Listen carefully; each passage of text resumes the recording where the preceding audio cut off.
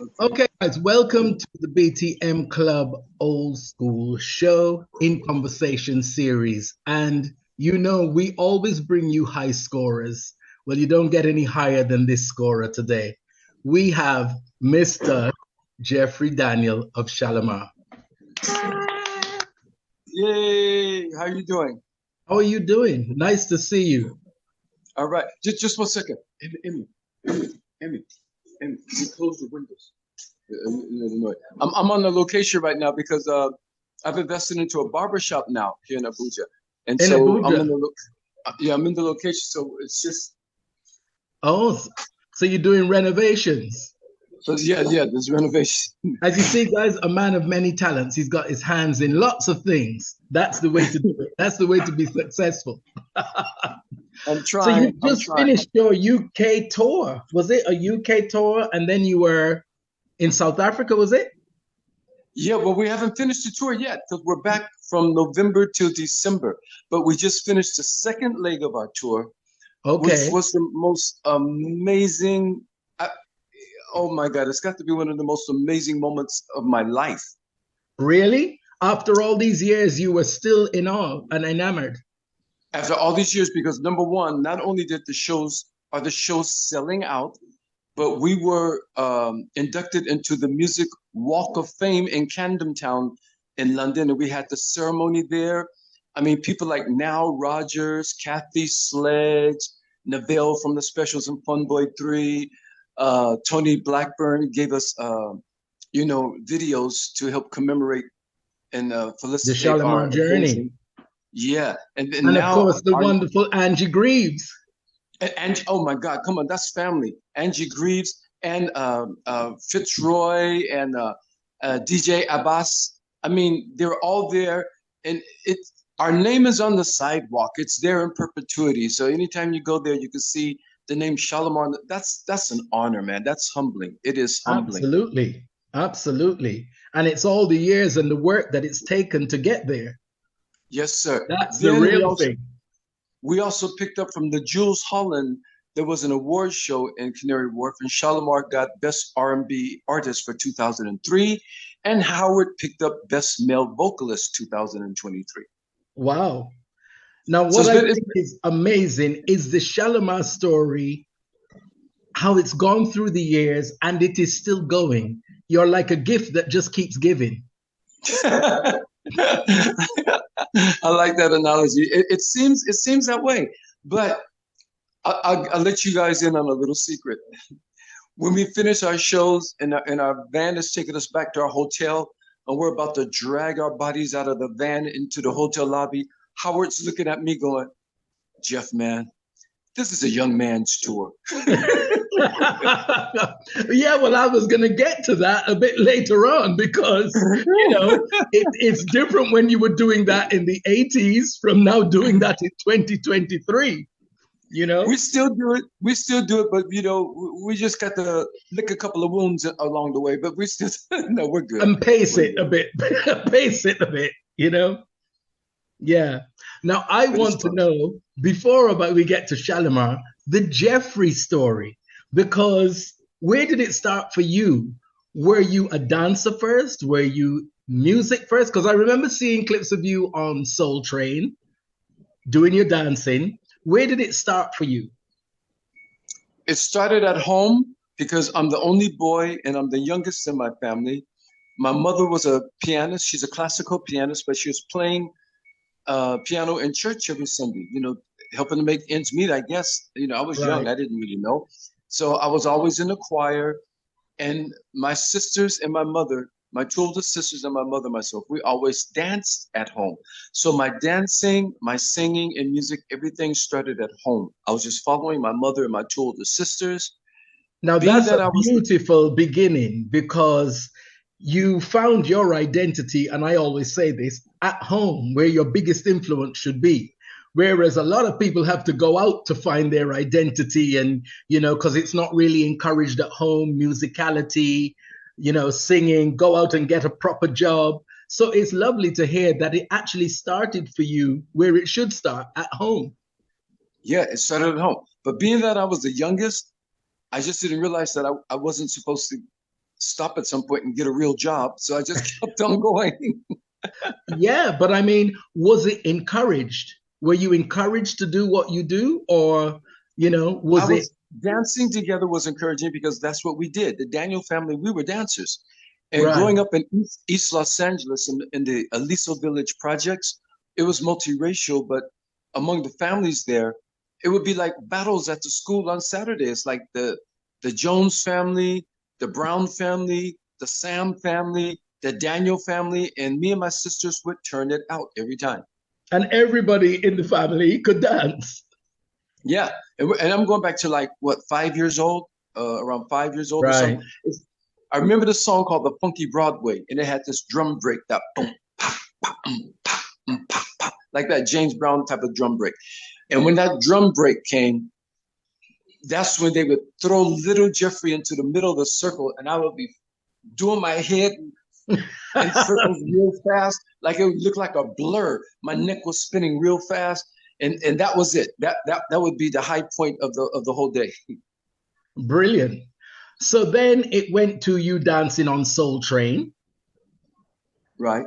Okay. So I'm watching cartoons every Saturday, as a little kid does with a big bowl of cereal and milk. And one Saturday, the cartoons went off, and this thing came on going, "A Soul Train." And I'm like, okay. And suddenly I saw young Black kids doing what I love to do most. They Right. were dancing. And not only were they dancing, they were fashionable. It was just, it's the best presentation I've seen on television of Black people ever, Right. especially young Black people. Because back in the 70s and that, if you saw young Black people on TV, we were either playing drug dealers or being chased by the Gangsters, police, or murderers. we were, Yeah. the whole Black exploitation era. Stereotypical thing. There you go. Then now you see young Black kids like myself looking good.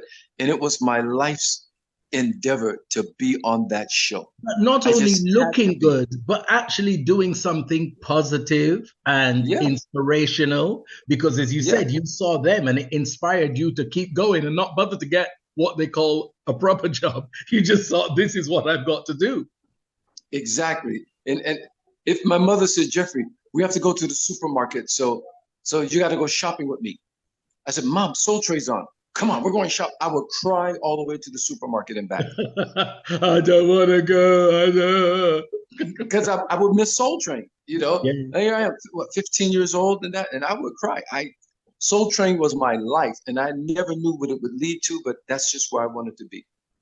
And so, how did you actually get there from watching it on television to actually being on the stage and one of their featured dancers?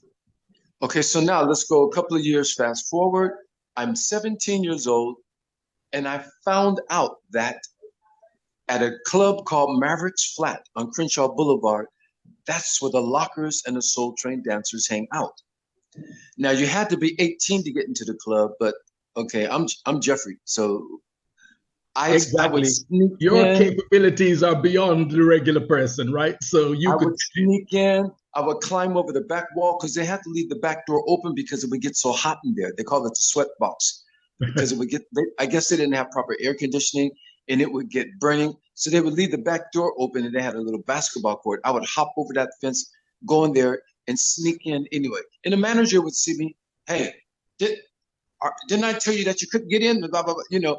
There's no way to keep me out of this. So, um, Tyrone Proctor, Tyrone the Bone Proctor, he came in one Sunday. I got there early, and I was on the dance floor, and all of a sudden I looked next to me, and Tyrone was there.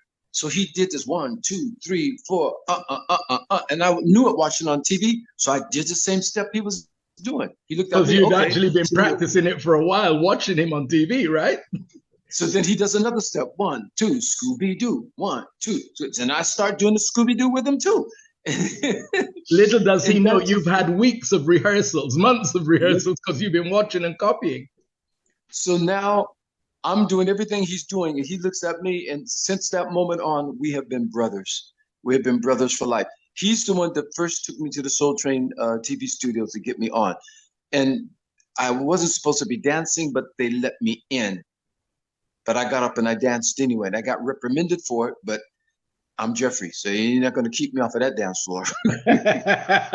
So what year was that? Can you remember? Yes, that was 1974 was the first time I went on, but I had to go back to Michigan because I was still in high school. My mother moved me to Michigan for a couple of years.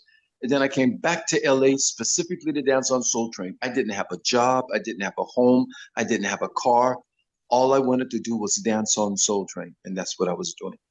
So you just got down there by hook or by crook, as they say, and just did it. Well, yes, yes, sir. By hook or by crook, by make or by break, by shake or by steak. I got in there. I got in there. So, and you know, that was my impetus. I just wanted to be a Soul Train dancer. And the biggest highlight of my life, as I just told you, one of the biggest ones was getting a star on the sidewalk. But at that time, the biggest highlight of my life is when Chuck Johnson, the floor manager, walked over to me and said, excuse me, we'd like for you to be a regular dancer on Soul Train. That was it for me. That was it. They weren't paying us. We didn't get paid, but that just meant, okay, we want you to come back every week. And I can do what I love. And when you love it, you'll do it for free. Now, for years, I was known as the tall, skinny guy with the big afro. They didn't know my name because they just see me dancing on TV, but I was the tall, skinny guy with the big afro. Yeah, I can picture you right now. I can see all the clips. So now, right. How do we transition from dancing on Soul Train to Shalamar? It was the most natural transition on the planet because Soul Train formed a Soul Train record company. None of us saw that coming, but it happened. Yeah. And they auditioned for the Soul Train Gang. They were going to make a recording group called the Soul Train Gang. So they had an open audition. I auditioned, Tyrone Proctor auditioned, Little Joe. All the kids who danced on Soul Train auditioned, and all of us failed. We were devastated. And they went and got Gerald Brown, his brother Terry Brown, Hollis Pippin, Judy Jones, and another girl named Patricia. And they made the Soul Train Gang. And so we were devastated. It was like the opportunity of my lifetime, and I failed it. But a couple years later, one of the members of the Soul Train Gang group fell out of the group, and they put me in to replace him, Hollis Pippins. So they flew me out. They were on tour. They flew me out, gave me $500, gave me an air ticket, and put me on an airplane, and I was gone. And I just did a small stint with them. When we got back to LA, I got a call from Don Cornelius. It was around Christmas time. I was hanging out at Jody Watley in her mother's home. I was sleeping on their sofa. And so I get a call, and Don Cornelius tells me, Jeffrey, that Soul Train Gang, that's not going to happen. We're done with that. Now, here I am finally in a recording group, and he's telling me it's over. But he says, we're going to build a group around you. And let me tell you why this happened. While I was in the Soul Train Gang, Don Cornelius and Dick Griffey took us out to a nightclub in Beverly Hills. I think it was called Pips. And a song came on. And I heard Smokey Robinson singing to a disco beat. And I go, wow, that's Smokey Robinson singing disco. They go, no, that's not Smokey Robinson. I go, what do you mean it's not? You know, then it went on into another song. And then it came back to Smokey again, you know, for the tears of a clown when there's no one around. Yeah, yeah, yeah. And all this, and it was a collage of Motown songs. Little did I know they had purchased that song. And I was the only one who was reacting to it. In fact, I was going nuts over it. That's what gave them the idea, we're going to put Jeffrey in that group. Because they needed a group to back up the song. Right. Now, the song is Uptown Festival, Shalamar's first single. But it was recorded by Gary Mumford and Cleo Kennedy. Now, let me tell you how crazy the universe is. Cleo Kennedy is singing in the adult choir, and I'm singing in the youth choir at Reverend James Cleveland's church. Jody Watley's mother is also in the adult choirs next to Cleo Kennedy, who sang this record. This is just family. Serendipity and family. It was just a circle that was happening. That's just the way our universe was. Our galaxy, I should say, was rotating and spinning, and we were just falling into the right places. That someone in my church made a song that was a demo that would be for my group and Jody Watley's group. Jody didn't sing yet. Jody was sitting in the congregation. Her mother was in the adult choir. I was in the youth choir. Right. So And the so anyway, original Shalamar members are you, Jody, and Mumford? Gary Mumford. Gary Now Mumford.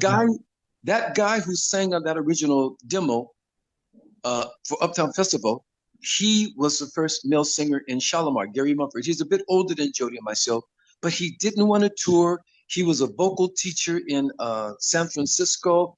He was very serious. He's a great vocalist too. Nice guy, but he just didn't want to be in show business like that.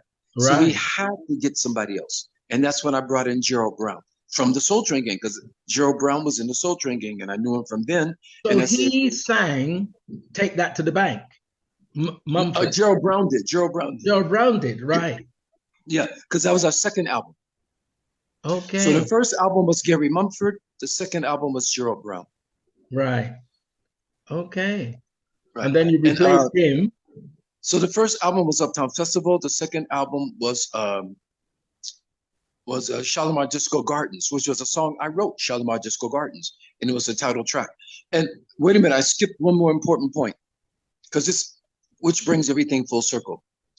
Because Shalamar was put together the way it was, Jody Watley hadn't done background vocals and things like that yet. She didn't have that type of experience, but we needed to complete the album. So they brought in Carrie Lucas to sing the background parts. Right, okay. The female parts for the background. Isn't that strange? Because now Carrie Lucas' daughter is in Shalamar, Carolyn Griffey. So look how the world it's crazy. Yeah.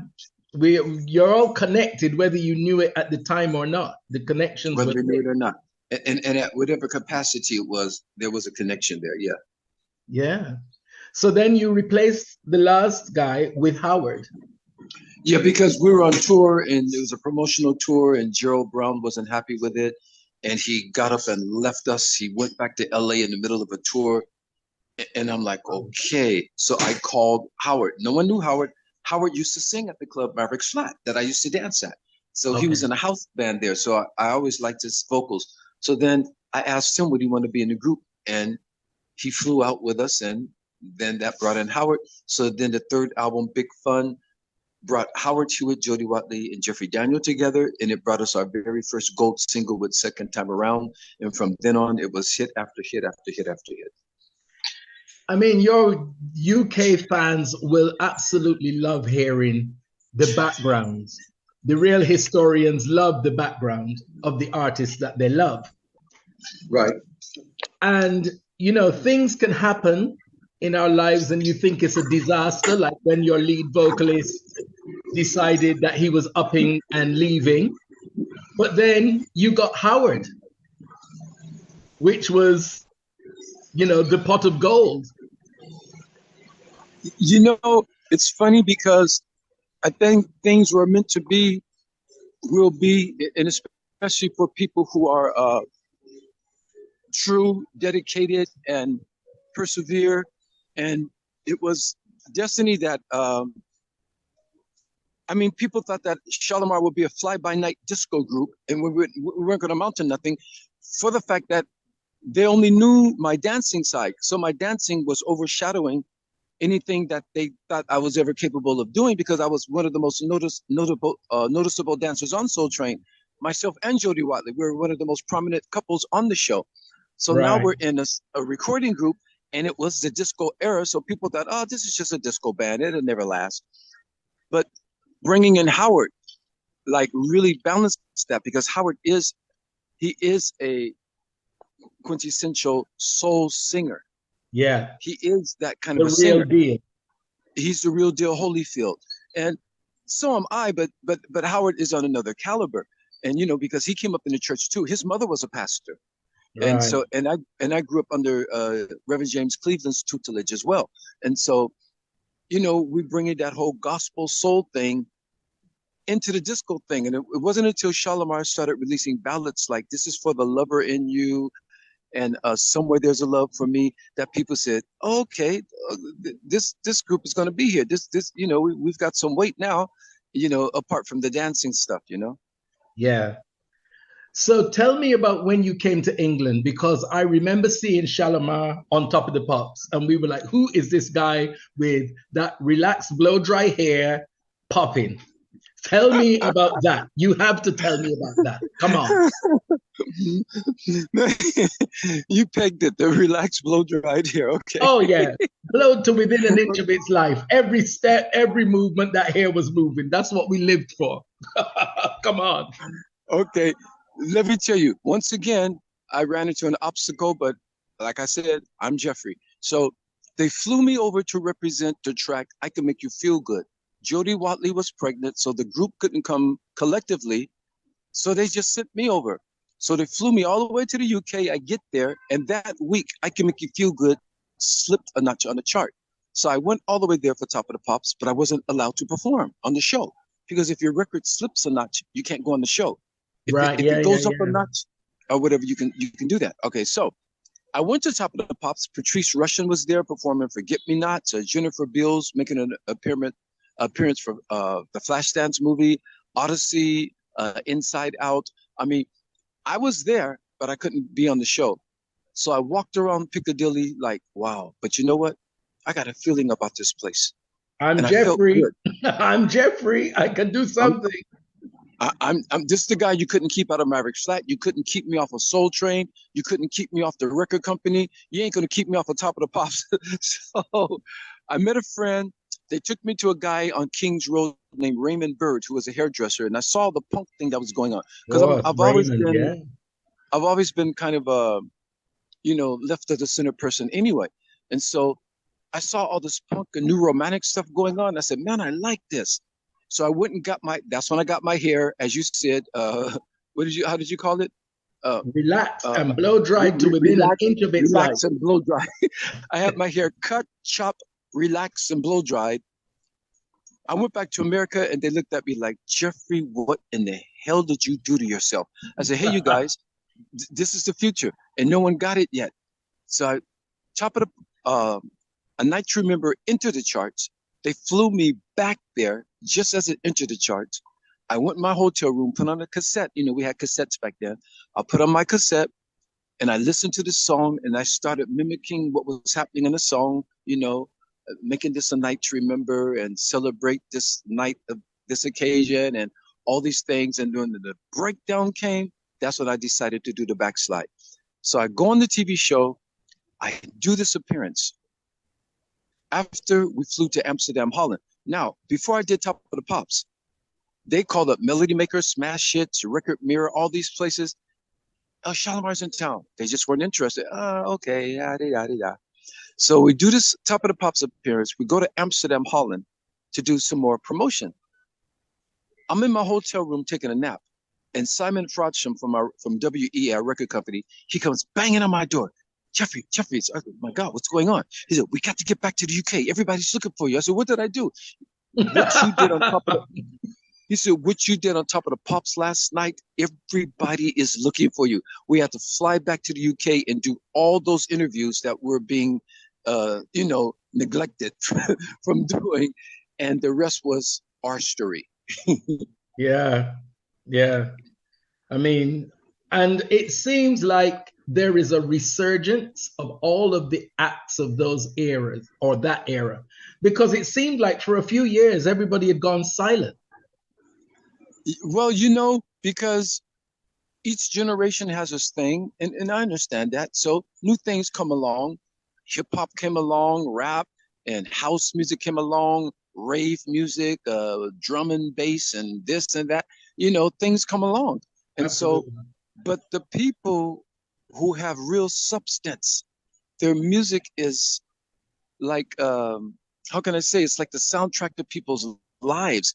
And it has substance. It has lyrical substance. It has musical substance, especially when there's vocal and performance value there. The musicianship, the vocal standard, the musicianship, the arrangements, everything. And I'm a big promoter of the cause of the musicians of that generation, because it has transcended that generation. This generation don't even realize the things they're listening to are a sample from then.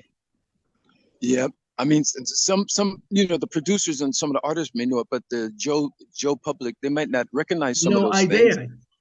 Yeah, and No, then the foundation of it is from our era, but they're building absolutely. something on top of it. Then on top of it, and I don't mean to knock anybody because every generation has its things. Maybe some people thought I was nuts when I came out, but the whole thing of auto tune and not really singing, not really using your own voice. When the human voice is what's supposed to move you, it's what's supposed to be It's touching the you, you instrument. know, and the instrument, yeah. So for me, I mean, some of it even sounds nice, it could be a nice song, but at the end of the day, what real value does it have? I mean, I feel the reason why I feel sorry for a lot of these kids is where they going to be 20 years from now. We're looking 30 years forward with Shalamar. Now, 30 years later, where are they going to be with just that, you know, cookie cutter? Uh, Just that water music. yeah, and I don't mean to diss anyone. I'm not trying to, speak badly You're about them, but speaking your truth. It's not dissing anyone. It's the truth. It's your yeah, truth. but so get in there, learn a craft, perfect the craft. That's what musicianship and that's what the whole industry was supposed to be about. Perfecting your craft, being the best, not being the best like I'm better than them, but just within yourself, challenging yourself to be the best that you can be within yourself. And if they feel you're better than someone else, let them make that, Yeah. decision. But we're not in it to come out and say, like I'm hearing some of the Afrobeat artists out here between Burna Boy, Davido, and Wizkid. I'm Africa's number one. I'm the number one. I'm better. Because stop that. Why? You're Yeah. great. Be your own great. Because you're all great. All of them are great. And they're all making great strides and accolades around the world coming out of Nigeria. And it's a beautiful thing. But you don't have to be better than anybody else. Be your You best. just be That's what it's you. about. Just be you and do what you're doing. Could you imagine if Marvin Gaye was out? Yeah, Smokey Robinson ain't nothing. I'm the best. Or if Kool and the Gang was going on Earth, Wind, and Fire, forget that. I mean, come on. Yeah. But it's that whole thing of the era that we're in. Whereas in the past, it was about humility and Yeah. and gratitude.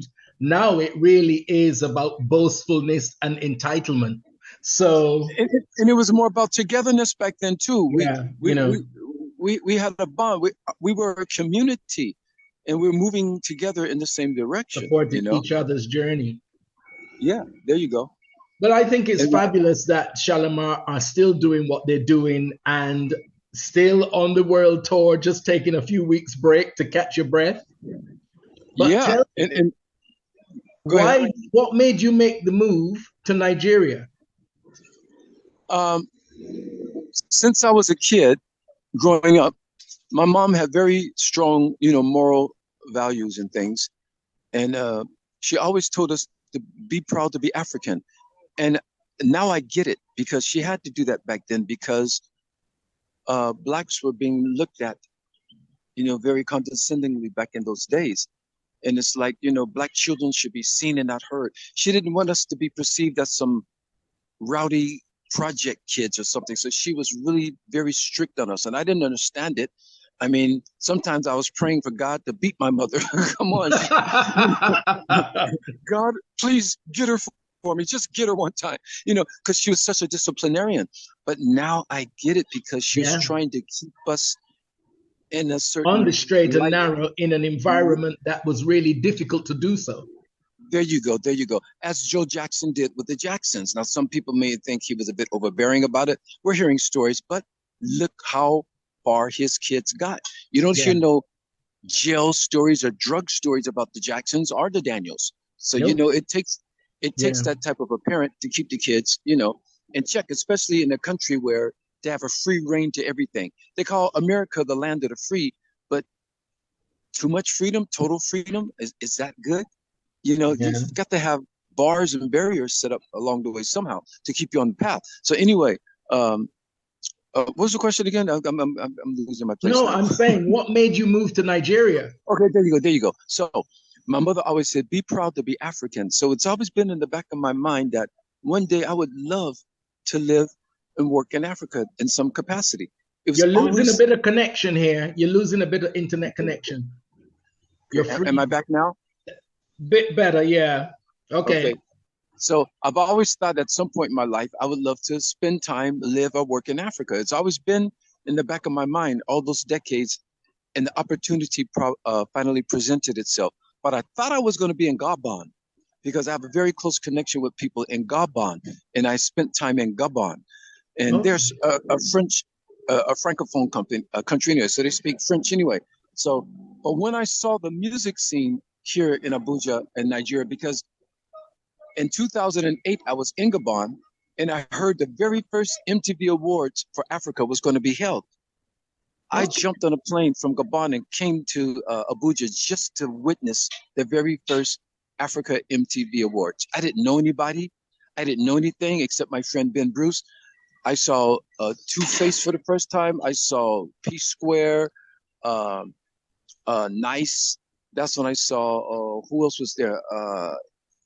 MI, Mr. Incredible. We're going back to that era. It's Right. the earlier era, and back then, the music in Nigeria was 90% America and 10% Nigerian. Right. In today's context, it's 95% Nigerian Yes, you see that. You know, and the five Afrobeats percent is and really, 5% American music. yeah, the Afrobeats is really out there. I mean, they're It filling is taking over. stadiums. They They're came already. filling stadiums all over the world. Trust me, and I knew that. And okay, going back to your question, I saw that in 2010. I told my manager Tunde, I said, bro, when the rest of the world sees what's going to happen, this thing is going to explode. I said, watch me. I predicted it over 10 years ago, and it's happening now. Yeah. It's So happening now. you I just want enjoying life in Nigeria? I wanted to be a part of it. Yes. I mean, it's not a walk in the park. It Okay. has challenges. Look at America. Everywhere has challenges, but it's rewarding. If you love the people, you love the country. And if you love, Right. you know, the culture and the heritage and that. And that's what I really focus on mostly. You know, I let the politicians do their things because they're going to do their thing until things change, but the people themselves. And I can see the culture at a glance. I spent 20 something years in Japan. And what I love about Japan is that you can see the culture and the high tech all at the same time. Here in Nigeria, you know Igbo by the way they dress, by their music, by their food. You know the Yoruba by their appearance. You know the Hausa, the Fulani. You can see the cultures vibrantly all around you living. Look at me. I'm wearing my native wear. Yeah, yeah. I'm wearing my native wear now. You know, and it's so exhilarating. I don't know. I feel free. There are things here you can complain about. You can complain about anything. You can complain You about the can UK complain right about now. anything anywhere in the world. If you're that Yeah, type of person, you'll find something exactly. to complain about. But when you're looking for the positivity, when you're trying to be part of the solution, when you're looking for solutions, then things tend to make sense and kind of come together.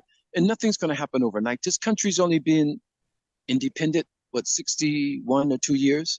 I mean, did the UK build itself in 62 years? Did America build itself in 62 years? I don't think so. Yeah. So, you know, Yeah. And it's all the detrimental things that were happening before that that set them back even further, you know? and the thing that's happening now, what people have to realize is that independence is an overrated word because none of these African countries are truly independent of their former colonizers. They're now economically enslaved because Yeah. economically they keep a grip on it. And if any African leader stands up and says, from now on, the resources of my country and everything is going to work for my people, there's a war.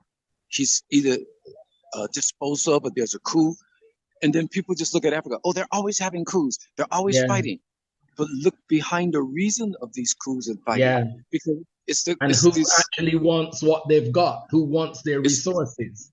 it's a Yeah. strong arm of these former colonial powers that are still holding on to things economically. And that's the reason for all these things going on. So, but you know, I think eventually the world is turning, the world is changing. There's a whole power shift going on. They're creating BRICS, you know, with Russia, India, China, South Africa, and now there's other countries that are joining in. We're looking at the fall of the West. The West is losing its grip. Yeah. We were born in the era of Western dominance. That is now on the decline. right in front of our eyes in real time. We're watching it. That's why they need a Donald Trump. That's why they need all these other things going on, because they see the beginning of the end of their reign. I love to hear you speaking your political truth. I love that. And honestly and openly and, candidly. It's very generous of you to do that. It's the truth that we're living. And if we can't be cognizant of what's happening around us, then what are we doing? And that's another thing. Look at how we're being so inundated with distractions. We're thinking about who's winning the Super Bowl, who's taking the World Cup, who's walking the red carpet, who's transgender or who's straight. All these things are distraction, people. Pay attention to what's really going on, because really important things. They're bringing in AI technology that's going to replace us. What's going to happen to us once AI takes over? What about people? They're bringing all this 5G, this and that, AI technology. They're trying to get to the moon. They're trying to get to the Mars. What do you think they're spending all these billions of dollars on for? For fun and games? No, there's a reason. There's a reason why they're doing all of this. Yeah. Well, so thank you for that political broadcast. Much needed. If anyone wants to just hear some things I have to say, you may agree with some, you may not agree with some, but I try to be as unbiased as possible, and I try to be the voice of reason. I don't come out to attack anyone or anybody. I'm not a racist. I'm not prejudiced. But if you go to YouTube and look at Jeffrey Daniels Speaks, you'll find since the pandemic lockdown started, I just took the opportunity and started speaking my mind, and I've been following you. Don't worry, I have been following you. Oh, really? Oh my God! Absolutely. Okay, so it just became routine for me. Now I'm stepping on toes. I'm stepping on some religious toes. I'm stepping on some social, political, racial, all of that. But if we can't tell the truth, then what are we talking about? What are we doing? If we can't seek the truth, then what are we doing? And I see that they're going after a lot of the truth speakers. Russell Brand is trying to be brought down right now. And now, if he's guilty of what they're accusing him of or not, I don't know. But that guy was speaking such truth to power that they have to stop him. Yeah. And it's happened. It's not just happened to him. It's happened to a couple of people. A Brother Polite, this guy named Young Pharaoh. Other people, suddenly these guys are being hit with all these charges and accusations and things because they were speaking such truth to power. Yeah. Scary indeed. Oh, and they're starting to pass laws to make it so strict that the moment you say something that they don't like, you're going to get canceled now. Your accounts are going to be deleted, and they're going to take you off of social media. So now they want to take such full control that only their narratives will be heard and propagated out to the public. Yeah. And that's what things are going to now. So that's why people have to pay attention to what's really going on. How much money you can spend on a watch, bragging about so-and-so just spent $2-point-something million for a watch. I would think that he's a $2-point-something million idiot because every mobile phone keeps time. That's why I don't have a watch. When you put it like that, yeah, literally. I mean, everyone's walking around with a handheld device with a clock on it. Why in the hell do I even need a watch? And now you see how all the watch commercials are coming out. They're just overbearing the industry because the sales of watches have declined because now everybody is holding time in their hand with a handheld device. Crazy. So stop falling for the okie doke. Yeah, indeed. They're going to cancel me. As I said, I have been following you. So it is Jeffrey Daniels Speaks on YouTube, right? Yes. Jeffrey Daniels Speaks. Have we got that, guys? Jeffrey Daniels Speaks, okay? But you know what I'm going to do? I haven't done a commentary in a little while because I've been so busy and I'm watching everything. When I come back, I'm going to call it Jeffrey Daniels Vortex. Okay. And let me tell you why I call it Vortex.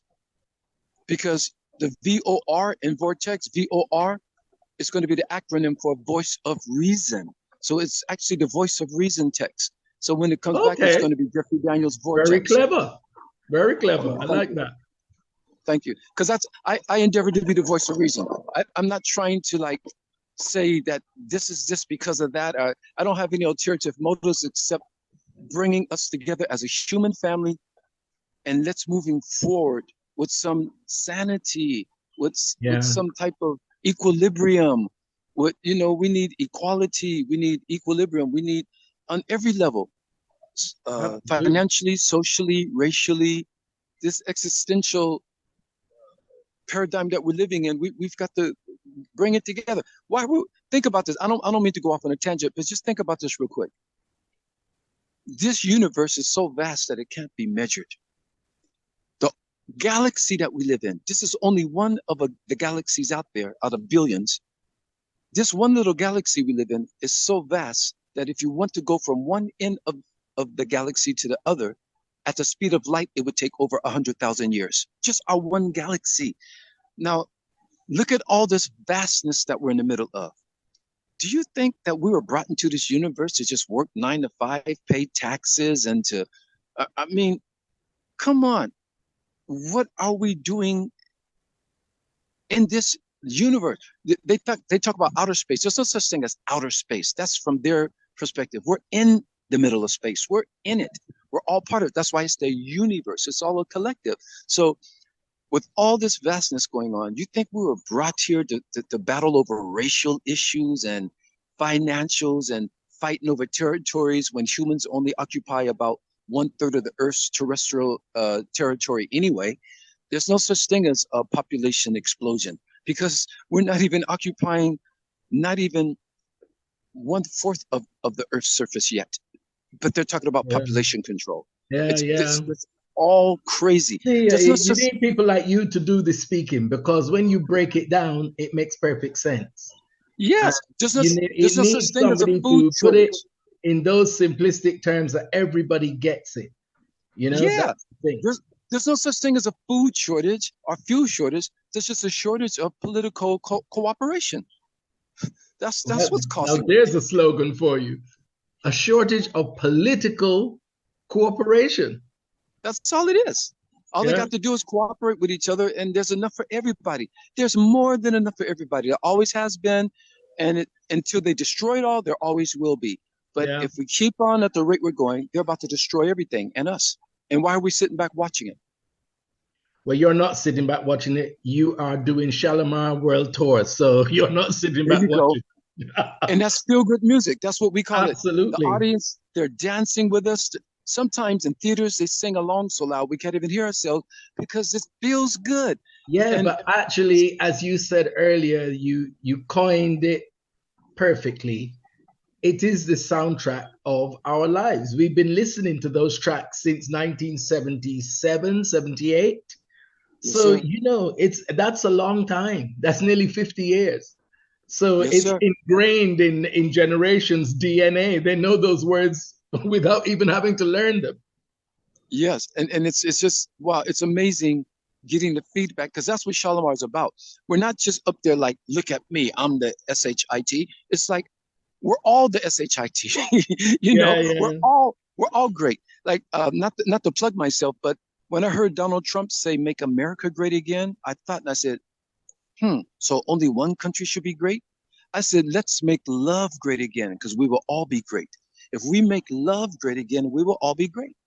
Yeah. And that's what we're trying to do. What you're doing. Just keep doing what you're doing and keep speaking your truth and spreading the word and the knowledge.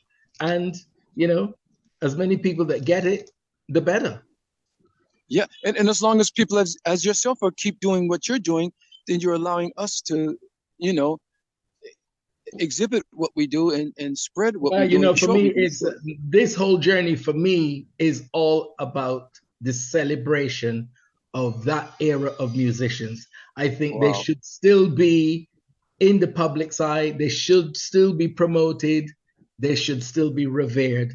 They deserve that and so much more. So that's my whole journey of the In Conversation series, really and truly to celebrate them. Thank you and bless you because we need you.